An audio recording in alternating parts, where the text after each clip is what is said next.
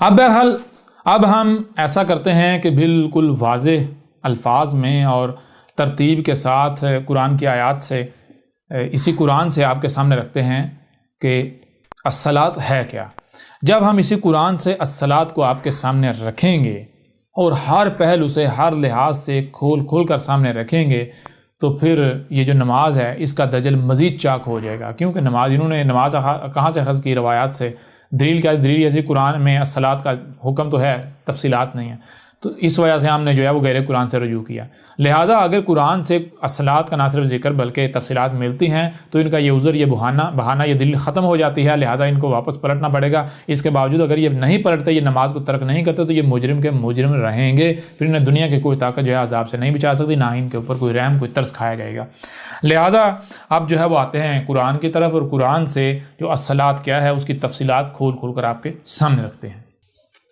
تو اس کے لیے سب سے پہلے آئیں ہم بات کرتے ہیں لفظ الصلاۃ پر۔ لفظ الصلاۃ اس کے معنی کیا ہے؟ ٹھیک ہے، اس کو ہم بورڈ کے اوپر آپ کے اوپر واضح کرتے ہیں۔ آئیں بورڈ کی طرف۔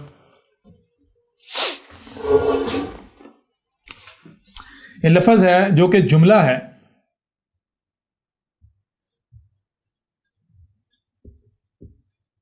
الصلاۃ جملہ ہے الصلاۃ۔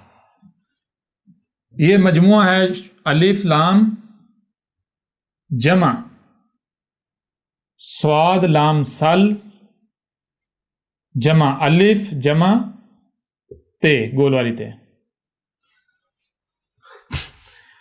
اب یہ جو جملہ ہے اس میں جو اصل لفظ ہے، اصل لفظ وہ کیا ہے؟ وہ ہے یہ صاد لام سل۔ جب آپ سل کو سمجھ لیں گے تو الصلاۃ کیا ہے آپ کو خود بخود سمجھ آ جائے گی، واضح ہو جائے گی۔ سل کیا ہے؟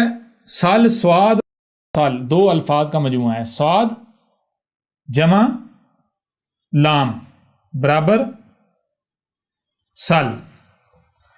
اچھا، آپ جو حروف تہجی ہیں وہ آپ جان چکے ہوئے ہیں، اگر آپ نہیں ابھی آتا اگر نہیں انہوں نے جانا تو اس کے لیے آپ ایسا کریں، جو حروف تہجی ہے جو زبانیں کیسے وجود میں آئیں وہ جو نشست ہے اسے سنیں، اس میں حروف تہجی جو ہے وہ ڈیٹیل کے ساتھ واضح کی گئی۔ حروف تہجی کیا ہے؟ ایک ایک حرف کے جو ہے میننگ جو کھول کر واضح کیے گئے۔ جب آپ اسے سنیں گے، دیکھیں گے، سمجھیں گے تو آپ کے اوپر واضح ہو جائے گا سل کا معنی کیا ہے۔ لہٰذا یہاں ہم حروف تہجی کی اس طرح ڈیٹیل میں نہیں جائیں گے، لیکن ہم شارٹ سا یہاں پر واضح کرتے ہوئے آگے بڑھیں گے، کیونکہ اپنے آپ میں یہ موضوع ہے۔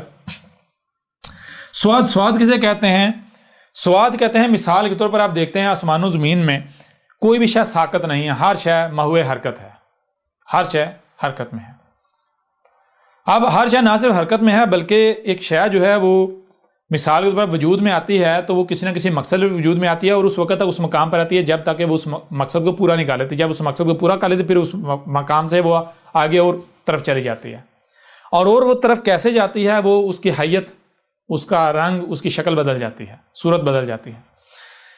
لہٰذا سواد کسے کہتے ہیں؟ سواد کہتے ہیں کہ کوئی شے جب حرکت کر کے کہیں پر جاتی ہے، مثال کے طور پر یہ مارکر ہے، یہ مارکر ہے، تو یہ شے ابھی اس وقت یہاں ہے، مثال یہ مارکر ہے اس وقت یہاں ہے، تو یہ جو مثلا اس سے لکھا جا رہا ہے، لکھا جانا یہ کیا ہے؟ اس کو کہتے ہیں سواد، یعنی اس وقت مارکر کا یہ مقام ہے۔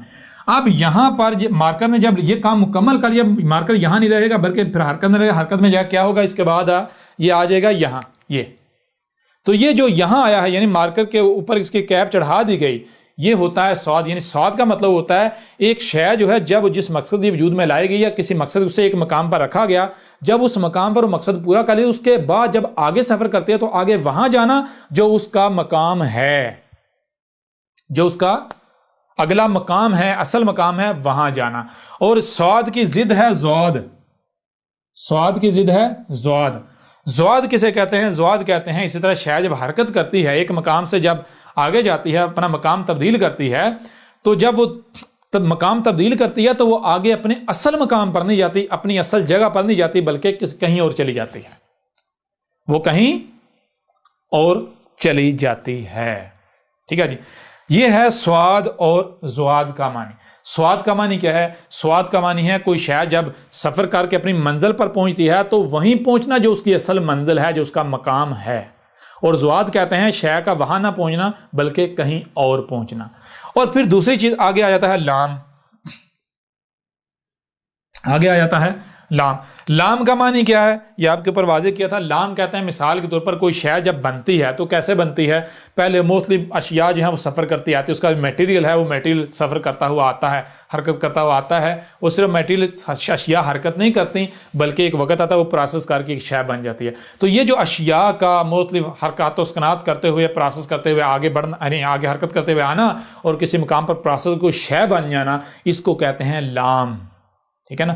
تو یہ سواد اور لام سل جب ان دونوں کو یعنی جوڑیں گے تو یہ بنے گا سل. سواد جمع لام جوڑیں گے تو یہ کیا بنے گا؟ سل. سل کا معنی کیا بنے گا؟ سل کا معنی یہ بنے گا کہ ایک شے جو ہے، یہ شے جہاں پر ہے یہ اپنے مقصد پر ہے. جب اپنے مقصد اپنے مقام پر ہے، اپنے مقصد کو پورا کر رہی ہے جس مقصد کے لیے اسے وجود میں لایا گیا، جب یہ اپنے مقام پر ہے اپنے مقصد کو پورا کر رہی ہے، جب یہ مقصد پورا کر لیا، اس نے اپنا مقام تبدیل کرنے آگے جانا ہے تو پھر یہ آگے جائے گی. تو آگے کہاں جائے گی؟ پھر سواد بن جائے گی، اپنے مقام پر جائے گی. پھر لام ہوگا یعنی پروسیس ہوگی، پھر سواد بنے گا، پھر لام پروسیس، پھر سواد بنے گا. یعنی یہ آپ کو تسلسل ملے گا کائنات کے اندر، نیچر کے اندر، رب کے اندر. لیکن اگر اب اس دوران اگر کسی بھی شے کو آپ سواد کی بجائے زواد کر دیتے ہیں، مثال کے طور پر آپ کے پاس اختیار ہے، آپ کے پاس اختیار ہے، ایک شے ہے، اس کا اصل مقام یہ ہے، آپ اس کا مقام مثال کے طور پر لکھا ہے، جب لکھا ہے مارکر دیکھیں اس سے لکھ رہے ہیں تو یہ سواد ہے، لکھ رہے ہیں. اب جب مارکر کو یہاں سے ہٹایا واپس مقام پر لے کے آئے تو واپس کیا کرنا ہے؟ اس کو کیپ چڑھانی، یہ ہے سواد. لیکن آپ سواد نہیں کرتے، یعنی اس کو اس کے مقام پر نہیں لاتے بلکہ آپ اسے کھلا چھوڑ دیتے ہیں، کھلا چھوڑ دیا. یہ کیا ہو گیا؟ یہ ہو گیا زواد. زواد کا مطلب جو اس کا اصل مقام ہے وہاں نہیں اس کو لایا گیا. تو جب زواد یعنی اس کا مقام بدل دیا ہے، زواد بنا دیا، تو پھر پروسیس تو اس نے ہونا ہے نا، پروسیس تو نہیں رکے گا، پروسیس تو جاری رہے گا، سفر تو جاری رہے گا. اب جب سفر جاری رہے گا تو پھر یہ سواد نہیں بنے گا، یعنی پھر یہ مارکر نہیں رہے گا، پھر یہ لکھنے کا قابل نہیں، پھر یہ کہیں اور چلا جائے گا، یہ خراب ہو جائے گا. یعنی پھر کیا ہوگا؟ یہ سوکھ جائے گا، خشک ہو جائے گا. یہ کیا ہو گیا؟ پھر یہ سواد کی بجائے زواد ہو جائے گا، زل ہو جائے گا. پھر یہ سال نہیں ہوگا بلکہ زل ہوگا. سال اس وقت تک رہے گا جب تک سال رہے گا، یعنی سواد لام، سواد لام، سواد لام، سواد لام. اگر کہیں پر آپ نے زواد کر دیا تو پھر زواد لام، زواد لام، زواد لام ہوتا ہوتا پھر زواد لام کا انجام کیا ہے اور سواد لام کا جو ہے منزل کیا ہے، یہ آپ کے اوپر جو ہے بالکل واضح ہو جانی چاہیے. مثال کے طور پر اگر غور کریں، اگر آپ ایک کام کر رہے ہیں اور پرفیکٹ کر رہے ہیں، ہر شے کو اس کے مقام پر رکھ رہے ہیں، جب ہر شے سواد ہو رہی ہے، سواد لام، اشیاء لائی جا رہی ہیں، پروسیس کی جا رہی ہیں، لائی جا رہی ہیں، پروسیس کی، سواد لام ہو رہا ہے، یعنی بالکل پرفیکٹ پرزے بنتے جا رہے ہیں، اس طرح پروسیس ہوتے جا رہے ہیں، تو ایک وقت آئے گا بہترین شے بن جائے گی، آپ منزل پر پہنچ جائیں گے، پرفیکٹ منزل پر. ٹھیک ہے، فائدہ ہی فائدہ. لیکن اگر آپ کہیں پر آپ نے خرابی کر دی، یعنی کسی شے کا مقام تبدیل کر دیا، آپ نے سواد بجائے زواد کر دیا، تو نتیجہ کیا نکلے گا؟ نتیجہ نہیں نکلے گا، وہ شے زل یعنی کسی اور طرف چلی جائے گی، زواد کی طرف، خرابی کی طرف چلی جائے گی. یعنی سواد لام ہوگا، سواد لام، جب تک سواد لام ہوگا تو ہر شے پرفیکٹ ہوگی، اصلاح ہوگی، پرفیکشن ہوگی. اور اگر زواد لام ہو جائے گا جسے کہتے ہیں زل، تو زل کا مطلب کیا تھا؟ خرابی ہو جانا، اس سے پھر خرابی ہونا شروع ہو جائے گی. تو یہ ہے سل کے معنی. سل کسے کہتے ہیں؟ سل کے معنی ہیں کہ دیکھیں آپ کو اگر کسی بھی شے پر اختیار دیا گیا ہے، کسی بھی شے پر اختیار دیا گیا ہے، آپ اس شے کے اوپر اثر انداز ہونے کی صلاحیت رکھتے ہیں، تو آپ نے یہ ذہن میں رکھنا ہے کہ آپ نے اس پر اس طرح اثر انداز نہیں ہونا کہ آپ اسے زواد بنا دیں، اس کے مقام سے ہٹا دیں. یہ نہیں کرنا آپ نے اگر اس کو وہاں سے اٹھاتے بھی ہیں تو واپس جہاں رکھنا ہے تو اسی مقام پر رکھنا ہے جو مقام اس کے رب نے اس کا طے کیا ہے، جو اصل مقام ہے اس کا. اسے کہتے ہیں سل. سواد لام سل، سواد لام سل. سل کا معنی کیا ہے؟ سل کا معنی یہ ہے کہ اشیاء کو، یعنی آسمان و زمین یا جہاں پر بھی جس حد تک بھی آپ کو اختیار دیا گیا، اس حد تک ہر شے کو اس کے اپنے اصل مقام پر رکھنا. جب تک ہر شے اپنے اصل مقام پر رہے گی تو ہر شے بہترین رہے گی، پرفیکشن رہے گی، کوئی خرابی نہیں ہوگی. لیکن اگر کہیں پر کسی شے کو اس کے اصل مقام سے ہٹا دیا، اس کا مقام تبدیل کر دیا، تو نتیجہ کیا نکلے گا؟ وہ پھر سال نہیں بلکہ زل ہو جائے گا. اور زل کسے کہتے ہیں؟ جس کا ترجمہ کیا جاتا ہے گمراہ. یعنی مثال کے طور پر ہم جو سواد لم سال ہے، اس کو ایک لمحے کے لیے، یعنی فی الحال ہم نے معنی تو بیان کر دیا، لیکن ایک لمحے کے لیے ہم جو سل ہے اس کا معنی نظر انداز کرتے ہیں. ہم کہتے ہیں جی ہمیں سل کا معنی نہیں آتا، ہمیں نہیں پتا سل کسے کہتے ہیں. سوال یہ پتا تو پھر سل کا معنی کیسے جانا جائے گا؟ تو کسی بھی شے کو جاننا ہے، اس کا جو بہترین طریقہ ہے جاننے کا اس کے بارے میں. اگر کسی شے کے بارے میں نہیں آپ سمجھ پا رہے، کوشش کر رہے ہیں، نہیں سمجھ میں آ رہی یہ شے کیا ہے، تو آپ اس کی ضد کو سمجھ لیں. اگر آپ اس کی ضد سمجھ آ جائے گی تو وہ شے آٹومیٹکلی سمجھ آ جائے گی. مثال کے طور پر اگر آپ کو دن کی سمجھ نہیں آ رہی، رات سمجھ آ جائے گی، پتہ ہے دن کسے کہتے ہیں. اس کی ضد کو سمجھیں گے آٹومیٹکلی جو ہے وہ شے سمجھ آ جائے گی. اسی طرح بالکل اگر آپ کو جو سل ہے، بالفرض ہم ایک لمحے کے لیے ایسا کرتے ہیں، ہم کہتے ہیں کہ جناب ہمیں جو سل ہے اس کے معنی کا نہیں علم، جو سل ہے ہمیں اس کے معنی کا نہیں علم. تو ہم کیا کرتے ہیں، جو سل ہے اس کی جو ضد ہے اسے سمجھ لیتے ہیں. سل سواد جمع لام برابر سل. سل کی ضد کیا ہے غور کریں، زواد. سواد کی ضد ہے زواد، سواد بدل جائے گا زواد میں. آپ کو پتا سواد اور زواد دونوں ایک دوسرے کی ضد ہیں. سواد کی ضد زواد، لہذا سواد کی ضد کیا آ گئی زواد، اور جمع لام برابر کیا آ گیا، برابر آ گیا زل. سواد کی بجائے سال کی بجائے کیا آ گیا، سال کی بجائے آ گیا زل. اب ہم ایسا کرتے ہیں، ہم کہتے ہیں جی ہمیں نہیں پتا سال کے معنی کیا ہیں. اچھا سال کے معنی جاننے ہیں تو ہم ایسا کریں زل کے معنی جان لیں. کیا ہمیں پتا ہے، جانتے ہیں کہ زل کسے کہتے ہیں؟ کسی سے بھی پوچھ لیں، کہیں سے بھی پوچھ لیں تو بہت آسان ہے. ہر کوئی زل کہتا ہے جی گمراہ. زل کہتے ہیں گمراہ کو، گمراہ ہونے کو، گمراہ. اچھا گمراہ کسے کہتے ہیں غور کیجئے گا. گمراہ فارسی کا لفظ ہے جو کہ اردو میں بھی پایا جاتا ہے. گمراہ جو ہے یہ جملہ ہے، یہ مرکب ہے دو الفاظ کا. ایک ہے گم، گاہ میم گم، گاہ پیش میم گم، جمع راہ. ٹھیک ہے جی، راہ جسے اردو میں کہتے ہیں رستہ، ٹریک، لائن، وہ لائن جس کے اوپر ٹریول کرنا ہوتا ہے، سفر کرنا جس کے اوپر چلنا ہوتا ہے. تو یہ اب گمراہ کا مطلب کہتا ہے، گمراہ کا معنی ہوتا ہے راہ سے، رستے سے، ٹریک سے جو لائن ہے اس سے گم ہونا، وہاں پر نہ ہونا. مثال کے طور پر ایک شے جو ہے میں نے یہاں رکھی، میں نے یہ شے یہاں رکھی. اب مجھے اس شے کی تلاش ہے، ضرورت ہے، میں آتا ہوں، یہ شے یہاں نہیں، یہاں سے گم ہو چکی ہوئی ہے، یہ شے یہاں پر نہیں ہے. اسے کہتے ہیں گم راہ ہونا. راہ کسے کہتے ہیں؟ راہ بالکل آسان ہے، آپ کو بتایا آسمان و زمین میں ہر شے جو ہے وہ سفر میں ہے، ہر شے چل رہی ہے. تو کوئی بھی شے جس ٹریک پر، جس لائن پر، جس پیٹرن پر چل رہی ہے اسے کہتے ہیں راہ. اور عربوں کی زبان میں کہتے ہیں صراط. ٹھیک ہے جی، صراط، راہ.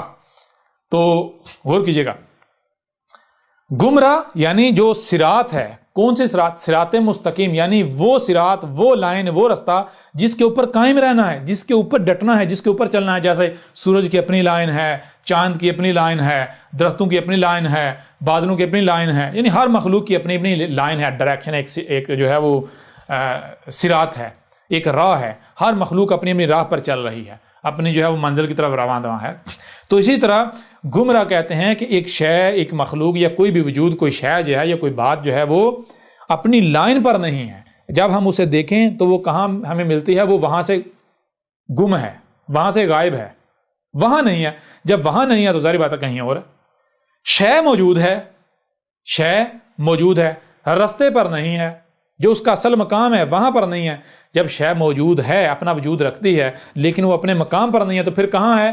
وہ وہاں ہے جو اس کا مقام نہیں ہے، وہ کسی اور مقام پر ہے، کسی دوسرے مقام پر ہے. تو جب کوئی بھی شے اپنے مقام پر نہیں ہوگی، کسی دوسرے مقام پر ہوگی. مثال کے طور پر مشین کے اندر ایک پرزہ ہے، اگر ایک پرزہ اپنے مقام سے، یعنی اپنا مقام چھوڑ کر کہیں اور انجن میں، مشین کے کسی اور حصے میں چلا جاتا ہے، ٹوٹ کر، الگ ہو کر، تو اس سے کیا ہوگا؟ مشین صحیح رہے گی، سلامت رہے گی، یا مشین تباہ ہوگی، خرابیاں ہوں گی؟ جی بہت آسان سا جواب ہے بھائی، مشین میں خرابیاں ہوں گی، مشین تو تباہ ہو جائے گی. بالکل اسی طرح اگر کوئی بھی مخلوق، کوئی بھی شے اس کو اس کی راہ سے، اس کی لائن سے گم کر دیا جاتا ہے، ہٹا دیا جاتا ہے، تو نتیجہ کیا نکلے گا؟ اس سے آسمان و زمین جو کہ ایک مشین، ایک وجود ہے، ایک مشین کے مانند، ان میں خرابیاں، تباہیاں آئیں گی. ٹھیک ہے نا؟ تو لہٰذا سال کی ضد کیا ہے؟ زل. زل کہتے ہیں گمراہ ہونے کو. گمراہ کا مطلب کیا ہے؟ گمراہ کا مطلب یہ ہے کہ ایک شے، ایک وجود یا کوئی بھی شے جو اپنی لائن پر نہیں ہے، جو اپنے مقام پر نہیں ہے، اگر وہ اپنی لائن پر، اپنے مقام پر نہیں ہے تو اس کا نتیجہ کیا نکلے گا؟ نتیجہ یہ نکلے گا وہ خرابیاں کر رہی ہے، وہ تباہیاں مچا رہی ہے، اس سے تباہیاں ہو رہی ہیں، خرابیاں ہو رہی ہیں. ٹھیک ہے جی، یہ ہے زل کا معنی. اب جب زل جو ہے اس کا معنی یہ ہے اور زل ضد ہے سل کی، تو پھر سل کا معنی کیا ہے؟ بالکل واضح ہوتا ہے. سل کہتے ہیں کسی بھی شے کا یا ہر شے کا جو اس کا مقام ہے، جو اس کی لائن ہے، اس کے اوپر ہونا، یعنی صراط مستقیم پر ہونا. جب ہر شے، ہر مخلوق، ہر بات اپنے مقام پر، اپنی راہ پر ہوگی، اپنی لائن پر ہوگی، تو پھر کیا ہوگا؟ پھر اگر کہیں کوئی خرابی ہوگی بھی تو وہ بھی دور ہو جائے گی. پھر یعنی جہاں تک سال ہوگا، جہاں تک آپ کے جسم میں سال ہوگا تو آپ کا جسم بہترین ہوگا، آسمان و زمین میں سال ہوگا تو آسمان و زمین جو ہے وہ بہترین ہوں گے، کہیں پر بھی کوئی خرابی نہیں ہوگی. ٹھیک ہے، یہ ہے جناب سال کا معنی. سال کسے کہتے ہیں؟ سال کہتے ہیں آسان الفاظ میں، سال کہتے ہیں جو کچھ بھی ہے، ہر شے کا اس کے اپنے مقام پر ہونا، جس سے کیا ہوگا؟ پھر نتیجہ کا نکلے گا، نتیجہ کوئی خرابی نہیں ہوگی، کوئی خرابی نہیں ہوگی، کسی قسم کی کوئی بگاڑ پیدا نہیں ہوگا. جیسے کہ مشین ہے، مثال کے طور پر، اچھا غور کیجیے، مشین ہے تو مشین کے اندر اگر کوئی پرزہ زال ہو جاتا ہے، کوئی پرزہ، کوئی پارٹ زال ہو جاتا ہے، یعنی اپنے مقام سے ہٹ جاتا ہے، تو نتیجہ کیا نکلے گا؟ نتیجہ یہ نکلے گا کہ مشین کا جو نظام ہے، جو تسلسل ہے، کہ ہر شے چل رہی ہے نا، تسلسل میں رکاوٹ پیدا ہوگی، تسلسل میں رکاوٹ پیدا ہوگی. مشین کے اندر جو تسلسل ہے، جو نظم ہے، جو ربط ہے، اس میں رکاوٹ پیدا ہوگی. لہٰذا یعنی ہوتا کیا ہے؟ اگر مثال کے طور پر زل ہو جاتا ہے، سال کی بجائے کیا ہوتا ہے؟ زل ہوتا ہے، تو زل کا نتیجہ کیا نکلتا ہے؟ زل سے ہوتا ہے فساد. یعنی مثال کے طور پر مشین کے اندر کوئی پرزہ ہے، وہ زل ہو جاتا ہے، اپنے مقام سے ہٹ جاتا ہے، زل ہو جاتا ہے، تو زل کا نتیجہ کیا نکلتا ہے؟ آگے جا کے نتیجہ کیا نکلتا ہے؟ زل سے نتیجہ یہ نکلتا ہے کہ مشین جو ہے اس میں خرابی ہو جائے گی، اس کے اندر جو نظم ہے، جو ربط ہے، جو تسلسل ہے، اس میں رکاوٹ پیدا ہوگی، رکاوٹ بڑھتی بڑھتی بڑھتی مشین جو ہے وہ تباہ ہو جائے گی. ٹھیک ہے جی، تو جب زل ہی رہے، اس کو سل نہ کیا جائے، تو نتیجہ یہ نکلتا ہے فے سین دال، فساد ہو جاتا ہے. فساد کس سے ہے؟ فساد اس کے یہ دو ذرائع سے آتا ہے فساد. نمبر ایک ذریعہ ہے فے جمع سین صد، فے جمع سین صد برابر فساد. فے کہتے ہیں پس جو کہا جا رہا ہے، یعنی ایسا ہی ہے، جو ہو رہا ہے، کوئی دو رائے نہیں ہے. ٹھیک ہے، اور صد کسے کہتے ہیں؟ سین دال صد کہتے ہیں رکاوٹ کو. صد کہتے ہیں اگر کوئی تسلسل ہے، نظام چل رہا ہے، اس میں رکاوٹ آ جانا، صد کہتے ہیں رکاوٹ. فاسد کا معنی ہوتا ہے پس رک جانا، پس رکاوٹ کا ہو جانا. تو جب زل ہوگا، یعنی آپ کو کسی بھی حد تک اختیار دیا گیا، آپ کو آپ کے جسم پر اختیار دیا گیا، اگر آپ اپنے جسم میں سال کی بجائے زل کرتے ہیں، مخلوقات کو، اعضاء کو، اشیاء کو ان کے مقامات سے ہٹاتے ہیں، وہ کیسے ہٹتا ہے وہ بات کی بات اس کے اوپر ڈیٹیل سے بات کریں گے. لیکن اگر آپ زل کرتے ہیں تو زل سے نتیجہ کیا نکلے گا؟ نتیجہ یہ نکلے گا کہ آپ کے جسم کے اندر جو نظم ہے، جو ربط ہے، وہ ربط ٹوٹ جائے گا، اس میں رکاوٹ پیدا ہو جائے گی، نظم کے اندر رکاوٹ پیدا ہو جائے گی. اگر مثال کو دل ہے، اگر آپ سال کی بجائے زل کرتے رہیں گے، جسم میں ایسی چیزیں ڈالتے رہیں گے کہ جو سال کی بجائے جو زل کریں، جو دل کو، جو مخلوقات کو، جو آپ کے جسم کے اعضاء کو ان کے مقامات سے ہٹاتی رہیں، تو نتیجہ کا ایک وقت آئے گا کہ آپ کے جسم کا نظام، یعنی کہ وہ بند، اس میں رکاوٹ پیدا ہوتی مکمل بند ہو جائے گا، یہ مشین مکمل ڈیڈ ہو جائے گی، بند ہو جائے گی. تو یہ ہوتا ہے زل کا نتیجہ کا نکلتا ہے فساد. فساد کا مطلب پس بند ہو جانا. یعنی اگر زل ہی رہے گا، آپ سال نہیں کرتے، زل ہی رہے گا، تو پھر یہ طے ہے کہ یہ جو مشین ہے جس میں آپ نے زل کر دیا ہے، جو شے ہے، مشین ہے، بالآخر یہ اس کا نظم، اس کا سسٹم، اس کا تسلسل بند ہو جائے گا. یہ طے ہے، ہو کر رہے گا، اسے بند ہونے سے کوئی روک نہیں سکتا. ٹھیک ہے، اسے تباہ ہونے سے کوئی روک نہیں سکتا. ایک چیز یہ ہے. پھر دوسرا جو فساد ہے، فساد آتا ہے فے سین جمع صد، فاس اور صد. صد کا معنی آپ پہلے جان چکے ہوئے ہیں، اور صد کا معنی آپ پہلے جان چکے ہیں. فاس کا معنی کیا ہے؟ فاس کہتے ہیں یعنی کہ شے کو اس کے مقام سے ہٹا دینا، ادھر ادھر کر دینا. کہیں مثال کے طور پر ایک شے کا مقام یہ ہے اس کو کہیں آگے لے جانا، کہیں پیچھے لے جانا، ٹھیک ہے نا، ایسے کر دینا، یعنی شے جو ہے اس کو اس کے اصل مقام سے دور، کہیں بے شک پیچھے دور لے جانا یا آگے دور لے جانا، دائیں دور لے جانا بائیں دور لے جانا، یعنی اصل بات وہی ہے، اس کو اس کے مقام سے ہٹا دینا. اسی یعنی جس سے فاسق، فسق، فاسقون وغیرہ بنا ہے، جس کا تبدیلی کرنے والے، بات میں، شے میں تبدیلی کرنے والے، اپنی بیچ میں ملاوٹ کر کے بات کو اس کی اصل حال سے ہٹا دینا، اسے تبدیلی کر دینا. تو فاسق کہتے ہیں تبدیلی، بدلاؤ کرنا، شے کو یعنی آگے پیچھے دور کر دے، اور صاد وہی رکاوٹ.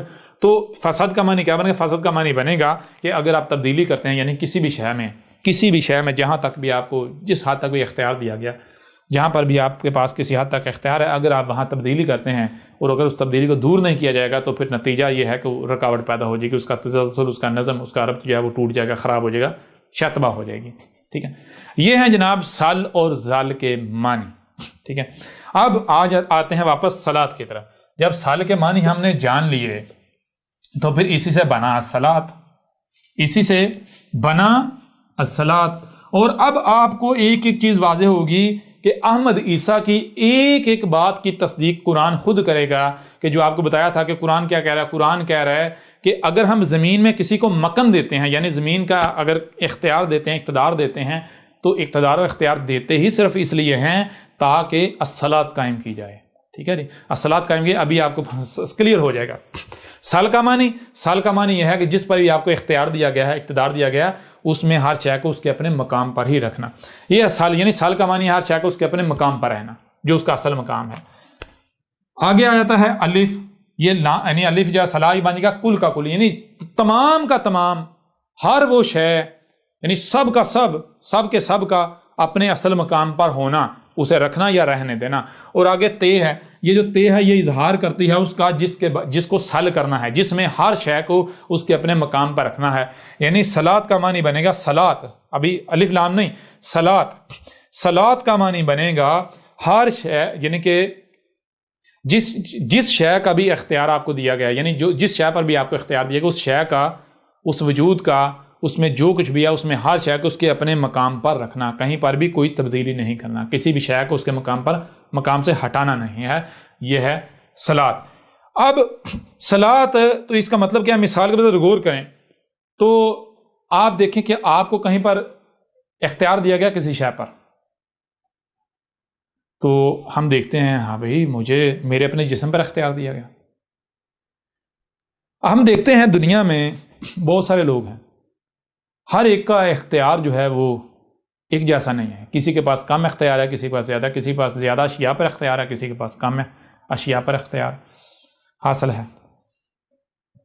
اب اگر مثال آپ دیکھیں، اپنے آپ کو دیکھیں، آپ اپنے آپ سے سوال کریں کہ مجھے کس پر اختیار حاصل ہے، تو اگر آپ یہ دیکھیں کہ بے شک آپ کے گھر پر آپ کو کوئی اختیار نہیں، آپ کی گلی پر، آپ کے محلے پر، گاؤں پر، شہر پر، ملک پر، پوری زمین پر آپ کا اختیار نہیں، کم از کم آپ کا جو اپنا جسم ہے اس کا تو اختیار آپ کے پاس ہے نا، ہے یا نہیں ہے؟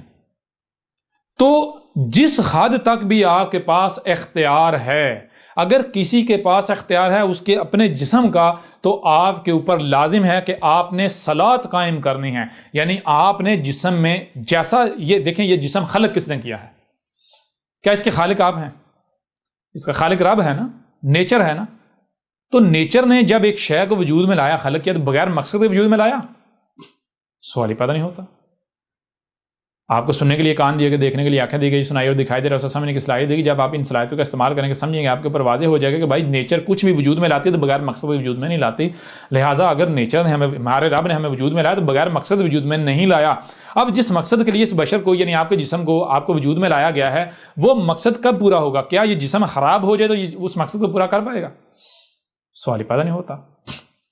یہ جسم، یہ وجود اس مقصد کو اس وقت ہی پورا کر پائے گا، اس وقت اسے جان پائے گا، پہچان پائے گا، اسے پورا کر پائے گا جب یہ جسم بالکل ٹھیک ہوگا.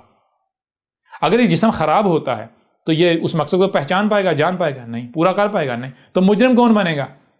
کیا مجرم وہی نہیں ہوگا جس کو اس جسم پر اختیار حاصل ہے؟ اگر آپ کے جسم پر آپ کے اختیار حاصل ہے تو پھر یہ جسم اگر کچھ خرابیاں کرتا ہے، یہ جسم اس مقصد کو پورا نہیں کرتا جس مقصد کے لیے اس کو وجود میں لائے گا، تو سوال آپ سے کیا جائے گا، مجرم آپ ہوں گے.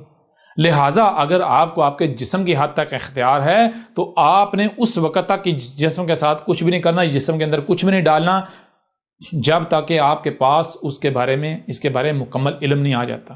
یعنی کہ دیکھیں کہ یہ جسم صحیح کیسے رہتا ہے اور خراب کیسے رہتا ہے۔ آپ کا جسم بالکل ایک مشین کی مانند ہے، بالکل ایک مشین کی مانند ہے۔ اس جسم میں تمام کے تمام اعضاء جو ہیں ایک دوسرے کے ساتھ کنیکٹڈ ہیں، جڑے ہوئے ہیں، اور یہ جسم کے تمام اعضاء جو ہے ہر لمحے یہ بن بھی رہے ہیں اور مٹ بھی رہے ہیں۔ یہ نئے سیل جو خلیے ہیں بن رہے ہیں، پرانے وہ ڈیڈ ہو کے مر رہے ہیں۔ تو اب یہ پروسیس یعنی کہ ہر لمحے آپ کا جسم بن بھی رہا ہے اور مٹ بھی رہا ہے، بن بھی رہا ہے اور مٹ بھی رہا ہے۔ اب جسم بن کس طرح ہے؟ جسم بن رہا ہے، آپ کا جسم بنا زمین کے عناصر سے، ٹھیک ہے جی۔ اب یہ جسم اس وقت تک ٹھیک رہے گا جب تک اس جسم کو جس سے یہ بنا ہے، جن عناصر سے یہ بنا ہے، وہ عناصر پرفیکٹ ملیں گے، ان کا معیار پرفیکٹ ہوگا، ان کی مقدار پرفیکٹ ہوگی اور پرفیکٹ ہوں گے۔ جب تک وہ عناصر ان کا معیار، ان کی مقدار پرفیکٹ ہوگی، تب تک یہ جسم جو ہے بالکل ٹھیک رہے گا۔ جب یہ جسم ٹھیک رہے گا تو نہ صرف جسم اپنی ذمہ داری کو پہچان پائے گا، اسے پورا کر پائے گا، بلکہ آپ بھی مجرم نہیں بنیں گے۔ اور اگر جسم کو یعنی کہ جس سے یہ بنا ہے وہ عناصر، ان کا معیار، ان کی مقدار اوپر نیچے ہو جاتی ہے، آگے پیچھے ہو جاتی ہے، اس پر تبدیلی ہو جاتی ہے، کمی بیشی کی جاتی ہے، تو نتیجہ کیا نکلے گا؟ بتانے کی ضرورت نہیں ہے۔ جسم کے اندر جو ہے وہ پھر ظاہر بات ہے، اگر خراب شے ڈالیں گے، جن مٹیریل جو ہے وہ نامکمل ڈالیں گے، خراب مٹیریل ڈالیں گے تو خراب مٹیریل سے وہی بنے گا نا جو مٹیریل ہے، جسم بھی خراب بنے گا، جسم کے اندر خرابیاں پیدا ہونا شروع ہو جائیں گی۔ نتیجہ کیا نکلے گا؟ نتیجہ یہ نکلے گا جسے آپ کہتے ہیں بیماریاں۔ اور بیماریاں صرف وہ نہیں ہوتی جو فزیکلی ہوتی ہیں، بیماریاں آپ یعنی کہ آپ کو پتہ ہی نہیں کہ آپ جو سوچتے ہیں یہ سوچنا کیا ہے، سوچنا، سمجھنا، احساسات، جذبات، یہ کیا ہیں؟ یہ جو آپ کھاتے ہیں اسی سے ڈیولپ ہوتے ہیں، ٹھیک ہے نا۔ جیسا آپ کھاؤ گے آپ کے اندر ویسے احساسات، ویسے جذبات، ویسی سوچیں، ویسی فکریں ڈیولپ ہوں گی۔ اگر آپ جو ہے وہ کھانا کیسا ہے، کیسے عناصر استعمال کرنے ہیں، تو اس کے لیے وہی بتا سکتا ہے جس جسم کا مکمل کمپلیٹ علم رکھتا ہے۔ اب وہ علم کون رکھتا ہے؟ دنیا میں کوئی ایسا شخص ہے جو یہ دعویٰ کر سکے بھئی میرے پاس اس جسم کے بارے میں کمپلیٹ علم ہے کہ یہ جسم کیسے بنا، کس سے بنایا گیا؟ تو کوئی بھی دعویٰ نہیں کر سکتا۔ کون دعویٰ کر سکتا ہے؟ صرف اور صرف ایک ہی ذات کر سکتے، وہ کون؟ وہ اس کا خالق۔ خالق کے علاوہ کوئی یہ دعویٰ نہیں کر سکتا کہ بھائی میں جانتا ہوں اس جسم کے بارے میں۔ اب جب خالق یعنی کہ جو خالق ہے اس جسم کا، ٹھیک ہے نا، وہی دعویٰ کر سکتا ہے، تو اسی کو پتہ ہے اس نے جسم کو کیسے خلق کیا ہے، اسی کو پتہ ہے جسم کی ضروریات کیا ہیں، ان ضروریات کی مقدار کیا ہونی چاہیے، ان کا معیار کیا ہونا چاہیے، ان کی ٹائمنگ کیا ہونی چاہیے، یہ سب اسی کو علم ہے، ٹھیک ہے نا۔ اب اگر یہ جسم جو ہے، اگر جو اس کا خالق ہے اپنے آپ کو اس کے آگے سرنڈر کرتا ہے، جو خالق ہے اسی سے لے کر میٹیریل مواد اس کے اندر ڈالتا ہے، جسے آپ کہتے ہیں مثال سانس کے ذریعے جو آپ اندر لے جا رہے ہیں، جو منہ کے ذریعے لے جا رہے ہیں، باقی جو انرجی جسے آپ کہتے ہیں آپ کی باڈی جو ہے وہ ایبزارب کر رہی ہے، تو جس طریقے سے بھی چھونے سے بھی، تو اگر تو آپ وہی سب اپنی جسم کے اندر ڈالتے ہیں جو خالق کا کریٹ کرتا ہے، خالق کا طے کرتا ہے، ٹھیک ہے، تو یہ جسم بالکل ٹھیک رہے گا۔ اور اگر آپ اس میں ملاوٹ کریں گے تو جسم کے اندر بگاڑ پیدا آئے گا۔ بگاڑ کیسا پیدا ہوگا؟ بگاڑ صرف یہ نہیں پیدا ہوگا کہ آپ کے وہ ہاتھ خراب ہو جائیں گے یا کوئی دانے نکلیں گے، نہیں، سب سے پہلا جو افیکٹ ہوتا ہے وہ اندر ہوتا ہے، وہ اندر سے افیکٹ باہر آتا ہے۔ سب سے پہلا افیکٹ اندر جو ہوتا ہے وہ کیا ہوتا ہے؟ سب سے پہلے آپ کے احساسات بدلتے ہیں، آپ کے جذبات بدلتے ہیں، آپ کی کیفیات بدلتی ہیں، آپ کی سوچیں بدلتی ہیں، آپ کی فکریں بدلتی ہیں، کیونکہ آپ کی سوچیں کیا ہیں؟ آپ کی سوچیں جو زمین کے عناصر ہیں، جب آپ کے جسم کے اندر جا کے پروسیس ہوتے ہیں، تو وہ جب پروسیس ہوتا ہے ان کا کیمیکل ری ایکشن جو ہوتا ہے اسے آپ کہتے ہیں سوچیں، فکریں، جو آپ کے جذبات ہیں، احساسات ہیں، یہ وہ چیز ہے۔ تو اگر وہ کیمیکل عناصر وہ غیر متوازن ہوں گے تو آپ کی سوچیں غیر متوازن، آپ کی فکریں غیر متوازن، یعنی آپ کی جو سوچ ہے وہ اس کی ڈائریکشن تبدیل ہو جائے گی، غلط ڈائریکشن۔ اگر آپ نے یعنی کہ زل کیا باہر سے جو عناصر جس جسم میں ڈالنے ہیں، اگر آپ نے وہ عناصر جسم میں ڈالے جو اس جسم کی ضرورت نہیں ہے، یا ان میں تبدیلی کر دی، ان کو بگاڑ دیا، ان کو ادھر ادھر کر دیا، ان کے مقام سے ہٹا دیا، ان کا معیار تبدیل کر دیا، ان کا جو معیار کا مقام ہے اس سے ہٹا دیا، مقدار کے مقام سے ہٹا دیا، مقدار کے مقام سے، معیار کے مقام سے ہٹا دیا، وقت کے جو ہے وہ مقام سے ہٹا دیا، آپ نے زل کر دیا، تو نتیجہ یہ نکلا آپ کی باڈی جو ہے، آپ کا جسم بھی، باڈی بھی زل ہو جائے گی۔ سب سے پہلا اثر کیا مرتب ہوگا؟ سب سے پہلا اثر یہ مرتب ہوگا کہ جب آپ کے وہ عناصر آپ کے جسم میں جائیں گے وہ پروسیس ہوں گے تو وہ کیا ہوگا، اس سے 2 طرح کی انرجی جو ہے وہ پروڈیوس ہوگی. وہ انرجی جب آپس میں ملے گی، ریئیکٹ کرے گی، تو اسے آپ کہتے ہیں سوچنا، دیکھنا، سننا، محسوس کرنا، جذبات، احساسات، فیلنگز. ٹھیک ہے نا. تو سب سے پہلے آپ کی سوچیں، آپ کے احساسات، آپ کے جذبات، یہ سب آپ کا بگڑ جائے گا.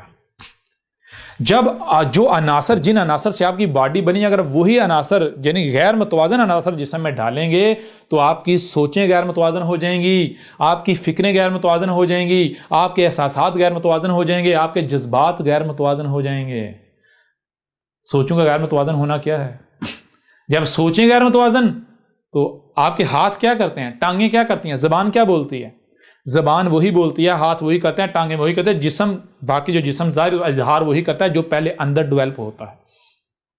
یہ جو آپ کے اعمال ہیں یہ سب سے پہلے آپ کے اندر جنم لیتے ہیں. آپ کے جو ایکشنز ہیں، آپ کے جو اعمال ہیں، یہ سب سے پہلے آپ کے اندر جنم لیتے ہیں، پھر آپ کا جسم، آپ کی باڈی ان کو اگل دیتا ہے سیئات کی صورت میں یا پھر حسنات کی صورت میں. ٹھیک ہے نا. پنیہ کی صورت میں یا پھر پاپوں کی صورت میں آپ کی باڈی اگل دیتی ہے.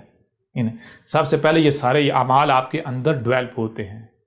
ٹھیک ہے جی. ڈیولپ کیسے ہوتے ہیں؟ جو آپ کھاؤ گے وہی بنو گے. جیسے عناصر، غیر متوازن عناصر اگر جسم میں ڈالو گے تو غیر متوازن سوچیں، فکریں، یعنی کہ اعمال ہی اندر پروڈیوس ہو رہے ہیں، لیکن وہ اعمال ابھی پریکٹیکل نہیں، وہ تھیوری ہے. جیسے کوئی بھی کام کرنا ہوتا ہے نا، پہلے اس کی تھیوری ہوتی ہے، پھر پریکٹیکل کیا جاتا ہے اس تھیوری کے مطابق. تو بالکل سر، جب آپ جو بھی کھاتے پیتے ہیں، جو عناصر آپ اپنے جسم میں ڈالتے ہیں، اگر غیر متوازن عناصر ہیں تو آپ کے جسم کے اندر غیر متوازن تھیوری جو ہے وہ پروڈیوس ہوگی. اب اس تھیوری کے اوپر آپ کے وجود نے عمل کرنا ہے، پریکٹیکل میں لے کر آنا ہے. تو جب تھیوری جو ہے وہ غیر متوازن ہے تو آپ کے اعمال متوازن ہوں گے. بہت آسان ہے اس سے سمجھنا. ٹھیک ہے نا. اب آپ کو جیسے سے آگے بڑھیں گے ایک ایک بات سمجھ آئے گی کہ الصلاۃ کیسے بے حیائی اور منکرات سے روک دیتی ہے. یعنی روک نہیں دیتی، بلکہ جیسے لوہے کی بٹی میں جب لوہا ڈالا جاتا ہے تو وہ بٹی لوہے کو پگھلا کے اس کے انگ انگ سے جو میل ہوتی ہے، خبث ہوتا ہے، زنگ ہوتا ہے، اسے نکال دیتی ہے. بالکل ایسے الصلاۃ جو ہے وہ اگر ایک بشر قائم کرے گا تو اس بشر کی باڈی سے، جسم سے جتنا بھی خبائث ہیں، جتنے بھی فواحش ہیں، جتنے بھی منکرات ہیں، ان کو ایسے ہی نکال دے گی. الصلاۃ ایسے نکال دی. اگر معاشرے میں قائم کی جاتی ہے، جس حد تک، جس سطح تک الصلاۃ قائم ہوگی تو الصلاۃ جو ہے وہ خامیوں کو، خرابیوں کو جڑ سے نکال دے گی. اب آپ کو ساری چیزیں سمجھ آئیں گی. تو یہ اب سوال یہ پیدا ہوتا ہے کہ جب خالق و مالک، ساری بات، جو خالق کو علم ہے، جو ہے وہ کیا ہے، ہمارے وجود جو ہے باڈی کس سے خلق کی گئی، کن عناصر سے، ان عناصر کی مقدار، معیار وغیرہ کیا ہے. تو سوال یہ پیدا ہوتا ہے خالق کیا ہے؟ کیا خالق ہم خود ہیں؟ جب غور کریں گے تو پتا چلے گا خالق کون ہے. خالق ہے نیچر، یہی کائنات، نیچر، جس میں انسان کا کوئی عمل دخل نہیں ہے. نیچر ہے ہماری. خالق کون ہے؟ ہمارا خالق نیچر، یہ کائنات. لہذا جب انسان اپنے آپ کو، یعنی الصلاۃ قائم کرنا کیا ہے؟ الصلاۃ قائم کرنا یہ ہے کہ نیچر انسان کو وجود میں لے کر آئی ہے، تو انسان اپنے آپ کو نیچر کے آگے سرنڈر کر دے، اس وجود کو نیچر کے آگے سرنڈر کر دے. ٹھیک ہے جی. جو نیچر فراہم کرے گی وہی انسان اس میں بغیر کسی قسم کی تبدیلی کے وہی اس جسم میں ڈالے. جب انسان وہی ڈالے گا اور اتنا ہی ڈالے جتنا ضرورت ہے، تو پھر یہ جو آپ کی باڈی ہے اس کی سوچیں پاک ہو جائیں گی، فکریں پاک ہو جائیں گی. ٹھیک ہے جی. آپ کے اعمال پاک ہو جائیں گے، آپ کی باڈی ہر لحاظ سے پاک ہو جائے گی، آپ کی سوچیں پرفیکٹ. جب آپ کا رزق متوازن ہوگا، متوازن رزق صرف نیچر فراہم کر سکتی ہے. اس وقت صرف جو نیچر رزق فراہم کر رہی ہے، اگر وہ رزق آپ حاصل کرتے ہیں، وہ رزق کھاتے ہیں، جسم میں ڈالتے ہیں، تو اس کے کتنے فائدے ہیں؟ سب سے پہلی بات کہ جب آپ متوازن رزق اپنے جسم میں ڈالیں گے تو اس کا نتیجہ کیا نکلے گا؟ سب سے پہلا اس کا فائدہ یہ ہوگا، آپ کی سوچیں متوازن ہو جائیں گی، آپ کی فکریں متوازن ہو جائیں گی، آپ کی سمجھ متوازن ہو جائے گی، آپ کے احساسات متوازن ہو جائیں گے، جذبات متوازن ہو جائیں گے. ٹھیک ہے نا. آپ ایک پرفیکٹ بشر بن جائیں گے. ایک چیز. دوسرا، آپ کی جو باڈی ہے وہ ہر لحاظ سے پرفیکٹ ہو جائے گی، اس میں کسی قسم کی کوئی بیماری نہیں ہوگی. اگر کوئی بیماری ہوگی بھی وہ بھی آہستہ آہستہ آہستہ ختم ہو جائے گی، اس کی بھی اصلاح ہو جائے گی. ٹھیک ہے. لہٰذا اگر آپ کو اختیار دیا گیا ہے آپ کے جسم کی حد تک، تو آپ کے اوپر لازم ہے کہ آپ اپنے جسم میں صلاۃ قائم کریں. آپ اپنے جسم میں الصلاۃ قائم کریں، اور یہ الصلاۃ نہیں ہوگی، یہ صلاۃ ہوگی، ٹھیک ہے جی۔ اب اگر آپ کو اختیار دیا گیا ہے آپ کے جسم کے علاوہ دوسروں پر بھی، آپ کو رہنما ہے، لوگ آپ کے پیچھے چل رہے ہیں، تو آپ کے اوپر لازم ہے نہ صرف آپ اپنے جسم میں الصلاۃ قائم کریں بلکہ وہ بھی آپ کے اختیار میں ہیں، ان پر بھی آپ کو اختیار حاصل ہے، لہٰذا ان میں بھی الصلاۃ قائم کرنا آپ کی ذمہ داری ہے۔ ایک یہ الصلاۃ ہو، اگر آپ کے اختیار میں آپ کی بیوی بچے ہیں تو ان میں الصلاۃ قائم کرنا یہ آپ سے پوچھا جائے گا، آپ کی ذمہ داری ہے۔ جس حد تک اگر آپ کے پاس اختیار ایک گلی تک ہے، یعنی ایک گھر تک ہے، تو گھر میں ہر شے ویسی ہونی چاہیے جیسی رب کی چاہت ہے، ہر شے، یعنی کہ ہر شے کو اس کے مقام پر رکھنا ہے، ہر شے کو، ویسی بیوی، ویسے بچے، ویسی تربیت، یعنی کہ جو جیسی ہونی چاہیے، پرفیکٹ۔ اس طرح اگر آپ کے پاس اختیار ہے ایک گلی کا، ایک محلے کا، ایک علاقے کا، ایک ملک کا، تو جس حد تک کسی کے پاس اختیار ہے اس نے صلاۃ قائم کرنی ہے۔ لیکن یہاں سوال یہ پیدا ہوتا ہے کہ مثال کے طور پر ایک بندہ ہے، اسے زمین پر اقتدار دیا گیا ہے، ایک بندہ ہے اس کو صرف اپنے جسم پر اختیار دیا گیا ہے، دونوں کیا کرتے ہیں؟ صرف اپنے جسم میں صلاۃ قائم کرتے ہیں، باقی جس کو اقتدار دیا گیا، جہاں اقتدار ہے وہاں صلاۃ قائم نہیں کرتا، تو اس صلاۃ کا کوئی فائدہ ہوگا؟ بتائیں ذرا۔ یا مثال کے طور پر پوری دنیا میں جتنے بھی لوگ ہیں، ہر بندہ اپنے جسم میں صلاۃ قائم کرنے کی کوشش کرتا ہے، صلاۃ قائم کرتا ہے، لیکن جن کے پاس زمین کا اقتدار ہے وہ صلاۃ قائم نہیں کرتے، کیا باقی جو لوگ ہیں ان کے صلاۃ قائم کرنے کا فائدہ ہوگا؟ یعنی اور آسان کر دیتے ہیں۔ صلاۃ کیا ہے؟ ہر شخص کی انفرادی صلاۃ بھی ہے۔ انفرادی کیا ہے؟ جس حد تک اختیار دیا گیا، ہر شخص کے پاس اس کے جسم کے اختیار ہے، تو ہر شخص کے اوپر لازم ہے وہ اپنے جسم پر صلاۃ قائم کرے، اپنے جسم میں۔ گھر تک اختیار ہے، گھر میں قائم کرے، گلی تک، محلے تک، جہاں تک۔ اس طرح آ جاتا ہے کہ کچھ افراد ایسے ہیں جن کو زمین پر مکن دیا جاتا ہے، زمین میں اقتدار دیا جاتا ہے۔ اب ذرا غور کریں، اگر جن کو زمین میں مکن دیا گیا وہ صلاۃ قائم نہیں کرتے تو اس کا نتیجہ کیا نکلے گا؟ جو نیچے آ رہے ہیں، ان کے انڈر آ رہے ہیں، اگر وہ صلاۃ قائم کرتے ہیں کوئی فائدہ ہوگا یا وہ صلاۃ قائم کر پائیں گے؟ مثال کے طور پر آپ نے اپنے جسم میں صلاۃ قائم کرنی ہے، اس کے لیے آپ کو طیب رزق نہیں، نیچرل رزق چاہیے۔ جن کے پاس زمین کا اختیار ہے وہ نیچرل رزق کے بجائے وہ خبیث رزق پروڈیوس کر رہے ہیں، وہ ملاوٹیں کر رہے ہیں، وہ جینیٹیکلی موڈیفائی، اور بیچ میں انسان شرک کر رہا ہے، رب کے ساتھ، فطرت کے ساتھ مداخلت کر رہا ہے، شرک کر رہا ہے۔ تو جب آپ کے پاس رزق کا اختیار تو آپ کے پاس نہیں ہے نا، رزق کا اختیار تو اسٹیٹ کے پاس ہے۔ جس فضا میں آپ سانس لے رہے ہیں، اس فضا کو آپ تو نہیں صاف رکھ سکتے، اس فضا کا اختیار تو اسٹیٹ کے پاس ہے نا۔ جو اسٹیٹ پالیسی اختیار کرے گی، جس کے پاس اقتدار ہے، جو پالیسی وہ اختیار کرے گا، تو ویسی فضا ہو جائے گی، ویسا ماحول ہوگا، ویسا کلچر ہوگا، ویسی سوسائٹی ہوگی۔ اب جن کے پاس زمین کا اختیار ہے، زمین کا اقتدار ہے، جن کو زمین میں مکن دیا گیا، اگر وہ ہر شے کو اس کے مقام پر نہیں رکھتے، اس مقام پر، جس مقام پر رکھنا چاہیے، جو پرفیکٹ مقام ہے، جو نیچر کا طے کرتا ہے، رب کا، وہ ایسا نہیں کرتے، تو باقی جتنے بھی لوگ ہیں وہ انفرادی طور پر صلاۃ قائم کر سکیں گے، اور جتنی جی چاہے کوشش کریں گے فائدہ ہوگا؟ ممکن ہی نہیں۔ لہٰذا اب جتنی بھی صلاۃ بنتی ہیں، کتنی صلاۃ بنتی ہیں؟ صلاۃ بنیادی طور پر بن جاتی ہیں دو طرح کی، ایک انفرادی صلاۃ اور دوسری جن کو زمین پر مکن دیا گیا۔ اب یہ دو صلاۃ بن جاتی ہیں، ان دو میں ہم نے دیکھنا ہے کہ مخصوص صلاۃ کون سی ہے۔ کتنی صلاۃ ہو گئی؟ صلاۃ ہو گئی دو، صلاۃ ہو گئی دو۔ ایک یہ صلاۃ ہے انفرادی، اور دوسری صلاۃ ہے جنہیں زمین میں مکن دیا گیا۔ جی، ایک صلاۃ ہے انفرادی اور دوسری وہ صلاۃ ہے جنہیں زمین میں مکن دیا گیا، ان کی صلاۃ۔ یہ دو طرح کی صلاۃ۔ اب ان میں الصلاۃ مخصوص صلاۃ کون سی ثابت ہوتی ہے؟ یعنی ان دونوں میں اگر ایک دوسرے پر ترجیح دی جائے تو اوپر کون سی آتی ہے اور نیچے کون سی آتی ہے؟ پہلے نمبر ٹاپ پر کون سی آتی ہے کہ جو کرنی ناگزیر ہے، اگر اسے نہیں کیا جائے گا دوسری صلاۃ کا قائم کرنا کوئی فائدہ نہیں رہے گا، تو وہ ہے یہ والی، جنہیں زمین میں مکن دیا گیا۔ یہ بن جائے گی الف لام والی مخصوص صلاۃ، الصلاۃ بن جائے گی، یہ بن جائے گی الصلاۃ۔ یعنی الصلاۃ کیا ہے؟ الصلاۃ وہ جن کو زمین میں مکن دیا گیا. اگر آپ کو زمین میں مکن دیا گیا ہے، اگر آپ کو زمین میں مکن دیا گیا ہے تو آپ کے اوپر لازم ہے کہ آپ الصلاۃ قائم کریں. الصلاۃ قائم کرنے کا مطلب کیا ہے؟ آپ سب سے پہلے الصلاۃ کے بارے میں مکمل علم حاصل کریں. جن کے پاس بھی زمین کا اقتدار ہے، اختیار ہے کسی بھی حد تک، جو بھی پالیسی ساز ہیں، ان کے اوپر لازم ہے کہ وہ سب سے پہلے جانیں کہ الصلاۃ یعنی یہ ہمیں جو ذمہ داری دی گئی، یہ ذمہ داری ہے کیا. ٹھیک ہے. اگر آسمان و زمین میں کوئی رائی برابر بھی خرابی ہوتی ہے، کوئی قتل ہوتا ہے، کسی کا نقصان ہوتا ہے، کسی مخلوق کو کوئی تکلیف پہنچتی ہے، تو ان سے پوچھا جائے گا جو اقتدار میں ہیں، جو پالیسی ساز ہیں، جن کے پاس طاقت ہے. یہ ذہن میں رکھیں. یہ ایسا نہیں ہے کہ اقتدار میں آ کر جو ہے بڑا سکون ہو جاتا ہے، یہ بڑی موجیں. نہ جب آپ اقتدار میں ہو جاتا ہے تو پورے معاشرے کے اندر اگر کوئی چوری ہو، ڈاکہ ہو، کوئی کسی جانور کا قتل ہو، کسی مخلوق کے ساتھ ظلم ہو، زیادتی ہو، آسمان و زمین میں کوئی فساد ہو، تو سب سے پہلے مجرم، بڑے مجرم آپ ہیں. یہ جان لیں.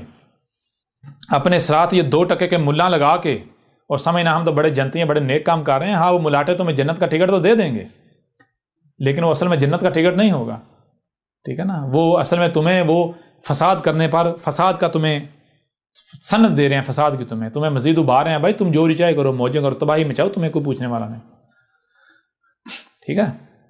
لہذا جن کے پاس بھی زمین، جن کو زمین کا مکن دیا جاتا ہے، زمین کا مکن اس لیے دیا جاتا ہے تاکہ وہ الصلاۃ قائم کریں. یعنی وہ الصلاۃ، اب یہاں تے کیا آئے گی؟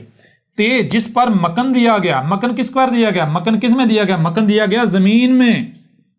زمین میں جتنے بھی حصے پر، جس خطے پر بھی زمین میں جس حد تک بھی مکن دیا گیا ہے، تو آپ کے اوپر لازم ہے زمین میں جو کچھ بھی ہے، آسمان و زمین میں جو کچھ بھی ہے، ہر شے کو سل کرنا ہے، ہر شے کو اس کے اپنے مقام پر رکھنا ہے، غور کرنا ہے. یہ جو اسٹیٹ ہوتی ہے، حکومت ہوتی ہے، اس کی ذمہ داری ہوتی ہے، جو پالیسی ساز ہوتے ہیں ان کی ذمہ داری ہوتی ہے کہ وہ جو علم والے ہیں، جو آسمان و زمین کا علم رکھنے والے ہیں، ان کو بٹھائیں، ان کو اکٹھا کریں، ان کو بٹھائیں، ان کو پوچھیں، ان کو کہیں جی تحقیق کریں، غور و فکر کریں، دیکھیں آسمان و زمین سب کچھ اپنی اپنی جگہ پر ہے.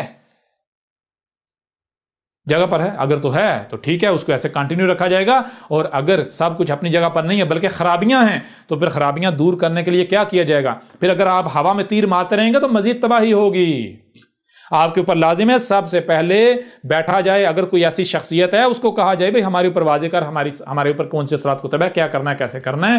تو پھر وہ آپ کے اوپر واضح کرے بھائی آپ کو زمین کے اس حصے تک اختیار دیا گیا، اقتدار دیا گیا، آپ کے اوپر یہ لازم ہے کہ آسمان و زمین میں اس حد تک یہ جتنی مخلوقات ہیں ان کا یہ مقام ہے، ان کے مقام پر رکھو. دیکھو سب کا سب پرفیکٹ ہو جائے، بیلنس ہو جائے گا، خرابیاں ہوں گی بھی تو دور ہو جائیں گی.